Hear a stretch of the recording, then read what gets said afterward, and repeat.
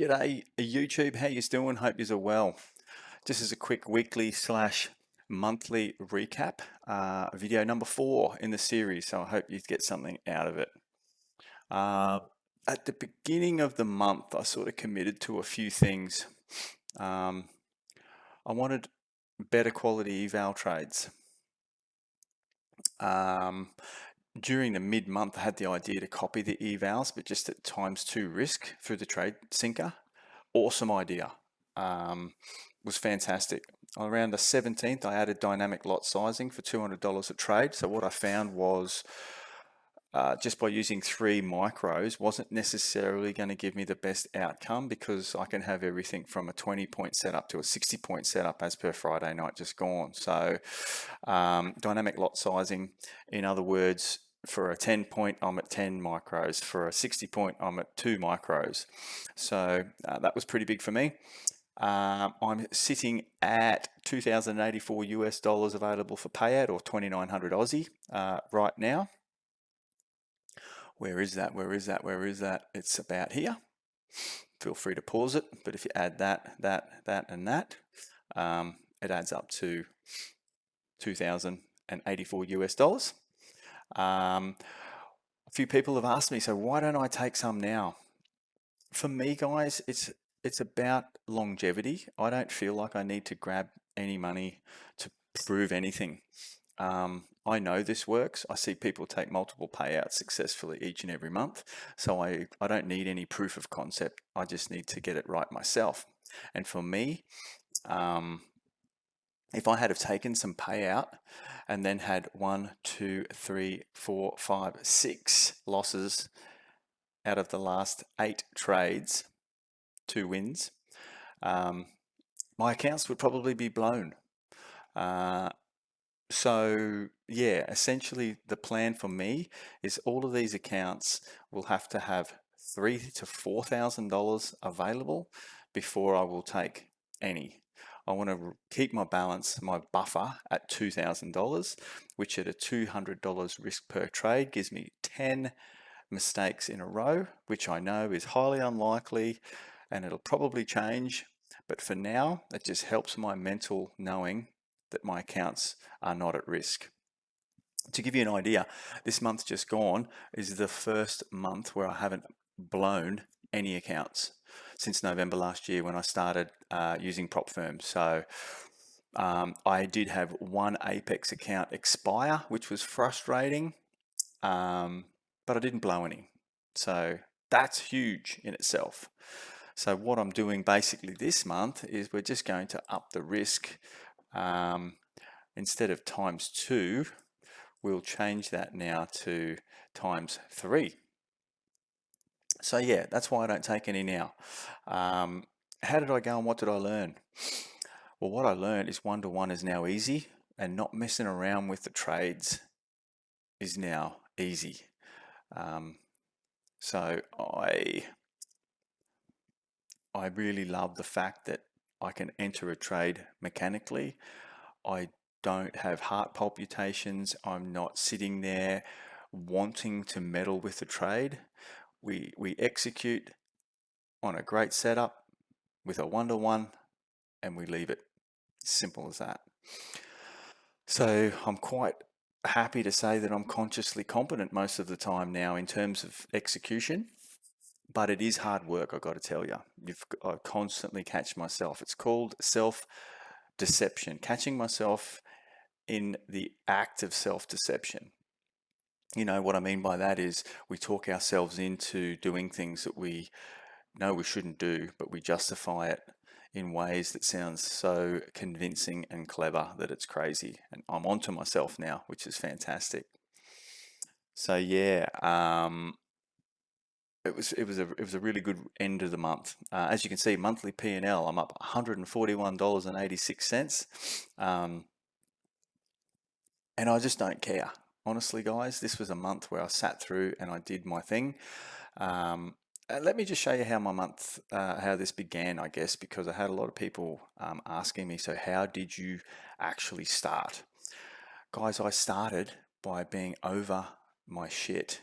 So sick and tired of the same shit.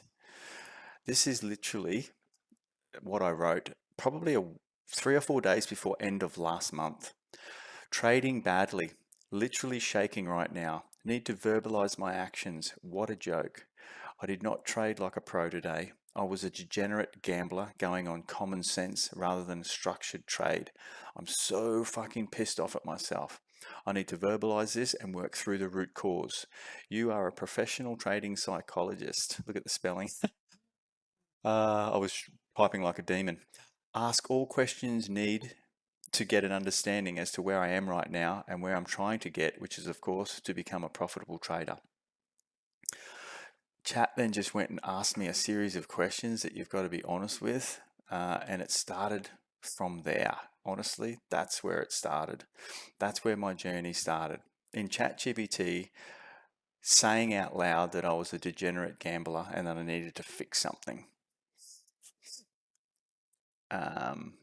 Come down to the bottom now, and it's pretty cool.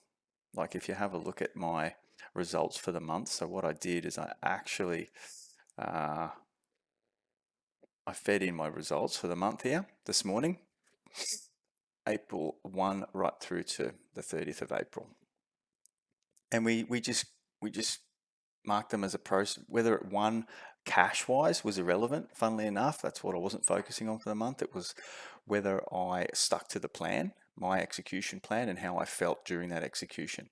Did I make some mistakes? Hell yeah. Hell yeah. It was month one. I mean, executions, there was somewhere I didn't wait for the candle closure, for example. Picked up that I was really tired. Yeah, see where I introduced the dynamic lot sizing. Um, Only one day where I didn't trade. That told me that there's a problem still. So essentially, yeah, we know what we've got to do. So look at this. So process wins was 22, losses was 2, no trade 1, process win rate was 92%. Execution quality, there was 5 days with a 5 out of 5, and we had some others that weren't quite there, but we ended up with about a plus or minus 75% with the quality of execution. The final outcome was 141. But the true P&L without errors would have been about an extra $1,000 on top of that. What do I mean by that? Well, there was two trades. There was two trades that I stuffed that would have gone on to winners. That sizing caught me out. I just made a mistake. And there was a couple that I just shouldn't have taken. So it's crazy, you know. You have a look at that and you say, if I hadn't have made those 4 mistakes, I would be right now $1,000 for the month across 6 accounts. And I'll never complain about that, I tell you. So that's the edge, the gap. The gap is the edge. That's what we don't realize. My real leaks, I've already nailed it. So it's trade selection drift, because I was essentially being able to execute one-to-one, a bit more robotic like. It wasn't so tricky. I started to take less quality trades just for the sake of taking them, because I knew I was sticking to my plan. It became a bit easier. So essentially, my focus for the next month is we keep it simple. Same rules. $200 risk, 1-to-1 R, 1 trade per day. Here's my rules. This is them. Fixed risk, fixed rewards, 1-to-1, execute and leave it alone. All accounts follow the same trade, no trading type. That's it. There's only 7. 1 trade a day. A-grade setups, $200, 1-to-1. Execute it and don't touch it. No side quests. Not hard, guys. Well, it is, but it's not, if you know what I mean. So yeah, overall, I mean, my monthly wrap up, it feels quite good going into next month. Even though this doesn't look fantastic, this was my month where, have a look at it, check that out. 1 trade, 1, 1, 1, 1, 1, 1, 1, 1. A single trade. I've never done that. I've never done that. So what will April look like? Well, let's see. I mean, Friday was good, stuck to the plan.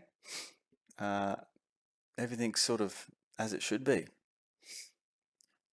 I can pull some payouts, but we're not going to.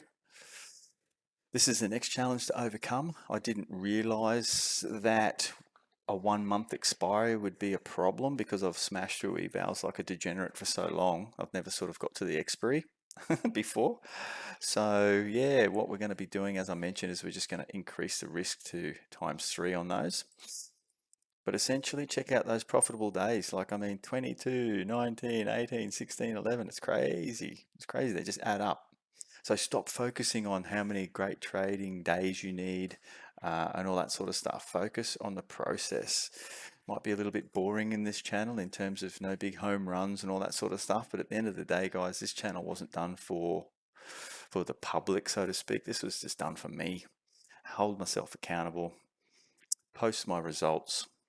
1 month in, I finished the hardest month, I think, of my life, where you discover what's really holding you back. And then you get to work on the process a bit more and refine your system, refine your edge.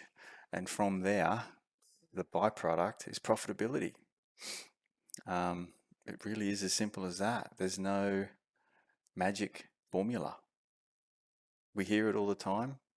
We see it, people say it all the time, stick to our rules. But how many of you guys can actually, hand on heart, look in the mirror and say that you've got 20 pure pieces of data in your data set? 20 trades in a row, perfect to your plan, whatever your rules are. Not many of us can say that we have, and the ones that can, they're the ones pulling payouts, guys. It's as simple as that. Anyway, I think that's about it. It's 10 minutes. It's a big wrap up. It's a quick wrap up. I've probably missed heaps of info. I mean, like I said before, this channel isn't about the execution, so to speak. I do record them, but what's the point of putting an execution up on YouTube for me at this point? They're boring. They're a 1-to-1. I mean, there's nothing to see. This shows more the real issue. And as you can see, if we just go back to March, sorry, that doesn't really show it either. Yeah, 3 trades, 2, 4, 3. Look at that. February 24th will go down as the day that hurts my head. $1,000 off each account. 5,000 US dollars I lost that day. 2 trades on that day. So 3, look at the amount of trades. February, March, 3 trades, 2 trades, 2, 4, 8, 4, 3, 2. Like, I mean, out of control, guys. This month, boom, 1, 1, 1, 1, 1, 1. That's some secret sauce there, guys. That's some secret sauce. Drop the risk, drop the quantity, go for great trades, get your data. Let's get this done.